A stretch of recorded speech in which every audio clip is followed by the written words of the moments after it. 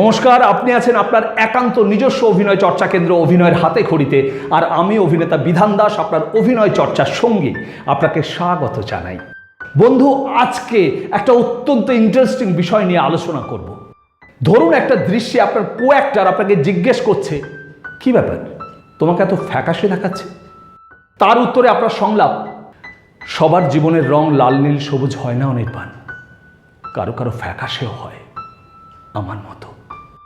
এবার ধরে নিন কোনো কারণে আপনার কো অ্যাক্টর অর্থাৎ অনির্বাণ আপনাকে সংলাপটা জিজ্ঞেস করতে ভুলে গেল, আপনাকে জিজ্ঞেসই করলো না, কি ব্যাপার তোমাকে এত ফ্যাকাশে দেখাচ্ছে? কি করবেন তখন আপনি? কিভাবে এই সিচুয়েশন থেকে বেরিয়ে আসবেন? কে আপনাকে এই সিচুয়েশনে হেল্প করবে? বন্ধু, এই সিচুয়েশনে আপনাকে একমাত্র হেল্প করবে ইম্প্রোভাইজেশন। হ্যাঁ বন্ধু, ইম্প্রোভাইজেশন। আজকে আমি ইম্প্রোভাইজেশন নিয়ে বিস্তারিত আলোচনা করব।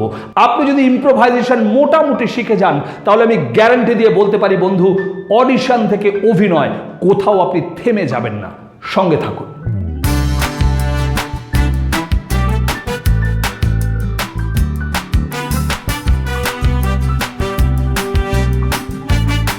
আলোচনায় ঢোকার আগে একটাই অনুরোধ করব, আপনি যদি এই চ্যানেলে প্রথমবার এসে থাকেন তাহলে অবশ্যই সাবস্ক্রাইব করে পাশে থাকবেন, কারণ এই চ্যানেল শুধু স্বপ্ন দেখায় না, স্বপ্ন পূরণের রাস্তাও দেখিয়ে দেয়।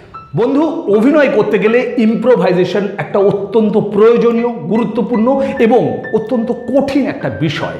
আজকে আমরা খুব সহজভাবে কিভাবে ইম্প্রোভাইজেশন শেখা যায় এবং খুব ইন্টারেস্টিং পদ্ধতিতে কিভাবে আমরা ইম্প্রোভাইজেশন চর্চা করতে পারি সেটা নিয়ে আলোচনা করব। আমি আগেই বলেছি যে এবার আমরা আস্তে আস্তে একটু অ্যাডভান্স অ্যাক্টিং চর্চার দিকে ঢুকবো। ইম্প্রোভাইজেশন চর্চা কিন্তু অ্যাডভান্স স্টেজে এসেই করতে হয়। তাই আপনি যদি বেসিক অ্যাক্টিং চর্চা না করে থাকেন, তাহলে আমার বেসিক অ্যাক্টিং চর্চার উপরে যে সমস্ত পুরনো ভিডিওগুলো দেওয়া আছে একবার সেগুলো দেখে নিন, তবেই আপনি এই ইম্প্রোভাইজেশন ব্যাপারটা খুব সহজে বুঝতে পারবেন। ইম্প্রোভাইজেশন চর্চা করার আগে খুব ছোট করে আমাদের বুঝে নিতে হবে what is improvisation and what is the use of improvisation in acting. কেন আমাদের অভিনয় ইম্প্রোভাইজ করার প্রয়োজন হয়ে পড়ে? What is improvisation? ইম্প্রোভাইজেশন হলো যেটা ঘটলো was unplanned, unscripted, created spontaneously by the performer. অর্থাৎ যেটা ঘটলো সেটা প্ল্যান করা ছিল না, সেটা স্ক্রিপ্টে লেখা ছিল না, একজন আর্টিস্ট স্পন্টেনিয়াসলি করে ফেললো, সেটা হচ্ছে ইম্প্রোভাইজেশন। এই শর্তটা শুধু মনে রাখবেন, unplanned, unscripted and spontaneously performed by the performer, সেটা হলো ইম্প্রোভাইজেশন। অভিনয় করতে গিয়ে এমন কিছু সিচুয়েশন চলে আসে বা এমন কিছু ঘটনা ঘটে যায় যেটা প্ল্যান করা ছিল না, যেটা স্ক্রিপ্টেড নয়। তখন ওই সিচুয়েশনটাকে ম্যানেজ করার জন্য বা যেটা ঘটেছে সেটা যে আমাদের অভিনয়ের অঙ্গ ছিল সেটা বোঝানোর জন্য একজন অভিনেতাকে ইম্প্রোভাইজ করার প্রয়োজন হয়ে পড়ে। একটা ছোট্ট উদাহরণ দিলে কি বিষয়টা পরিষ্কার হবে? ধরুন আপনি একটা পুলিশ অফিসারের চরিত্রে অভিনয় করছেন। এবার আপনার কো অ্যাক্টর আপনাকে খুব চিৎকার করে একটা থ্রেট করবে। সেই থ্রেটের এগেনস্টে আপনার সংলাপ, চিৎকার করবেন না, 65 ডেসিবেলের ওপরে আওয়াজ করাও দণ্ডনীয় অপরাধ, ধরবো আর সোজা জেলে ঢুকিয়ে দেবো।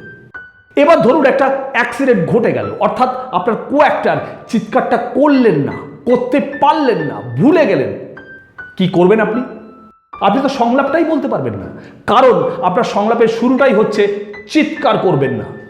বন্ধু, সিনেমা বা সিরিয়াল হলে তো কাট হয়ে যাবে, নাটক হলে কি করবেন? কিছু না কিছু তো আপনাকে বলতেই হবে। এইখানে প্রয়োজন পড়ে ইম্প্রোভাইজেশনের। আপনি যদি দেখেন যে আপনার কো অ্যাক্টর চিৎকার করলো না কিন্তু আপনার দিকে কটমট করে তাকিয়ে আছে, আপনি খুব সহজেই ইম্প্রোভাইজ করে সংলাপটা বলতে পারেন, লাল চোখ দেখাবেন না, একজন পুলিশ অফিসারকে লাল চোখ দেখানো দণ্ডনীয় অপরাধ, ধরবো আর সোজা জেলে ঢুকিয়ে দেব। বন্ধু, ইম্প্রোভাইজ করে আপনি নিজে বাঁচলেন, আপনার কো অ্যাক্টরকে বাঁচালেন, অভিনয়টাকে বাঁচিয়ে দিলেন। আশা করি এই ছোট্ট উদাহরণটা থেকে আপনি বুঝে গেছেন যে অভিনয়ে ইম্প্রোভাইজেশনের গুরুত্ব কতখানি। বারবার আমি দুটো শব্দ বলছি, খেয়াল করছেন, আনপ্ল্যান্ড অ্যান্ড আনস্ক্রিপ্টেড। অর্থাৎ যে কোনো মুহূর্তে অভিনয়ের এই ধরনের সিচুয়েশন আসতে পারে। আপনি জানেন না কখন আসবে, কিভাবে আসবে বা আদৌ আসবে কিনা, কিন্তু একজন অভিনেতাকে পুরোপুরি প্রস্তুত থাকতে হয় যাতে অভিনয়ে এই ধরনের সিচুয়েশন এলে আপনি খুব সহজেই তার মোকাবিলা করতে পারেন। আর তার জন্য আপনাকে নিয়মিত ইম্প্রোভাইজেশনের চর্চা করতে হয়। আপনি হয়তো ভাবছেন যে এরকম একটা সিচুয়েশন কখন আসবে আমি জানি না, কিভাবে আসবে আমি জানি না, আদৌ আসবে কিনা আমি তাও জানি না, তাহলে তার জন্য আমি প্রস্তুতি নেব কিভাবে? আচ্ছা, একজন ক্রিকেটার, একজন ব্যাটসম্যান যখন ব্যাট করতে নামেন, তিনি কি জানেন যে ওনাকে ফাস্ট বোলার বল করবে না স্পিনার? আর ফাস্ট বোলার যদি বল করেন তাহলে কি বাউন্সার আসবে, নাকি সুইং, নাকি লেট সুইং? আর স্পিনার যদি বল করে তাহলে লেগ স্পিন আসতে পারে, অফ স্পিন আসতে পারে, এমনকি গুগলিও আসতে পারে। উনি তো জানতেন না যে কে বল করবে বা কি ধরনের বল করবে, তারপরেও উনি সেঞ্চুরি করে যায়। তাহলে উনি কিভাবে প্রস্তুতি নিয়েছিলেন?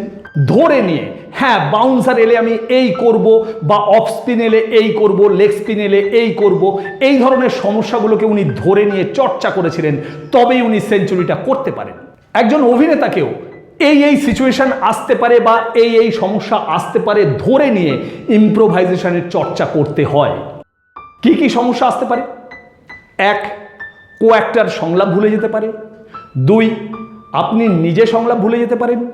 3, কো অ্যাক্টর রিহার্সালে এই সংলাপটা যেভাবে বলে থাকেন সেভাবে বললেন না বা বলতে পারলেন না, এরকম সমস্যাও আসতে পারে।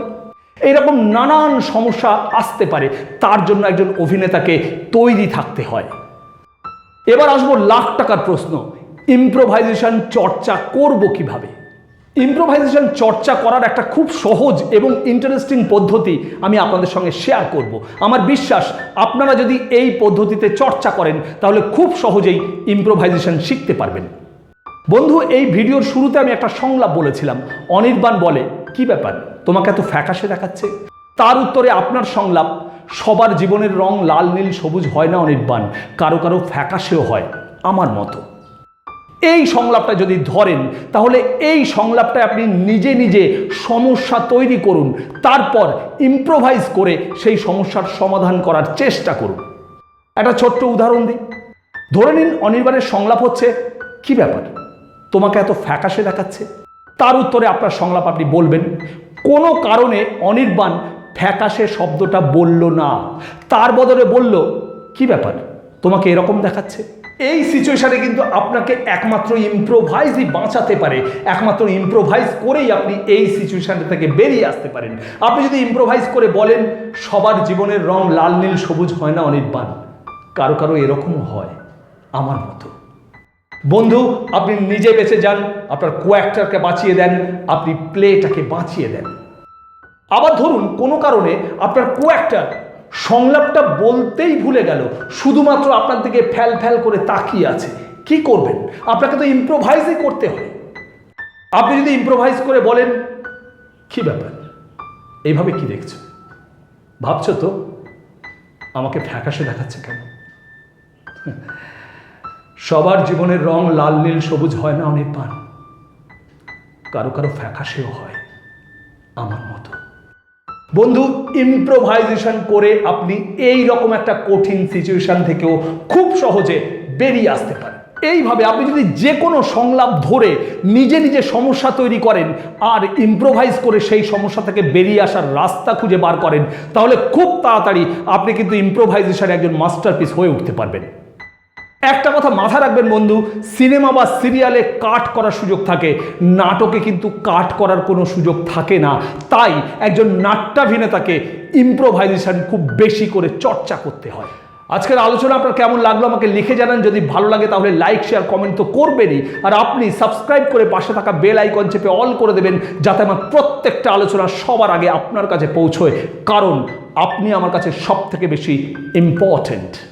দেখা হচ্ছে খুব তাড়াতাড়ি নতুন কোনো ভিডিও নিয়ে। ততক্ষণ ভালো থাকবেন, সুস্থ থাকবেন, আর হ্যাঁ অবশ্যই চর্চায় থাকবেন। আপনার অভিনয় জীবনের শ্রীবৃদ্ধি কামনা করি। নমস্কার।